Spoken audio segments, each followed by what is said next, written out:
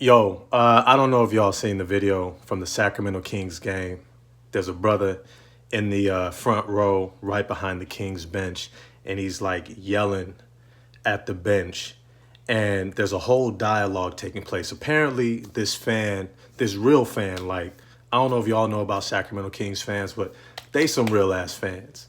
And he's got a Kings jacket, probably custom Kings jacket and everything. Like it's this leather bomber jacket deal he's got on. And he's like yelling. And apparently the backdrop is he's yelling at Zach Lavine. He's yelling at Zach Lavine because from what he's saying, he watches Zach Lavine on multiple possessions, back to back to back to back, not close out on his man, not get in a defensive stance, and to give up bucket after bucket after bucket and do nothing about it while he's only got 7 points himself.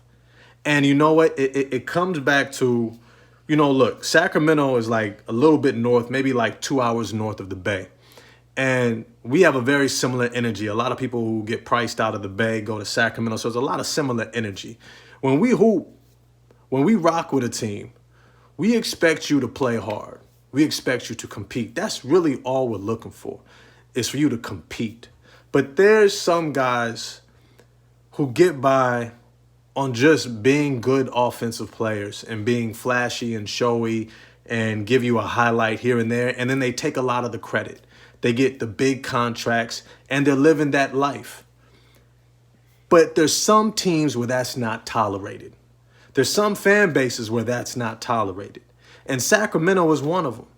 For you to come to Sacramento, for you to come to the Bay and play bad basketball, you're going to get called out on it.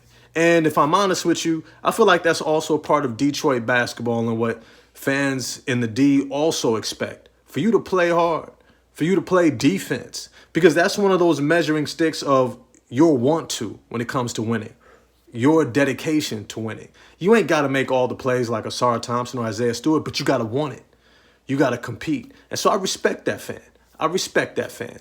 And to be honest, I think we need more fans like that. Because if we had more fans booing players and yelling at them for not playing defense, I think we would get a totally different product. I think they would start paying defensive players more and giving them more opportunities, because really it's about what we reinforce. Who do we go see? Yeah, there's a good offensive player, but you can't play D. To me, that's just disrespectful of the game. Y'all let me know what you think in the comment section. Shout out to that fan, because if I'm honest with you, I'm one of them fans too.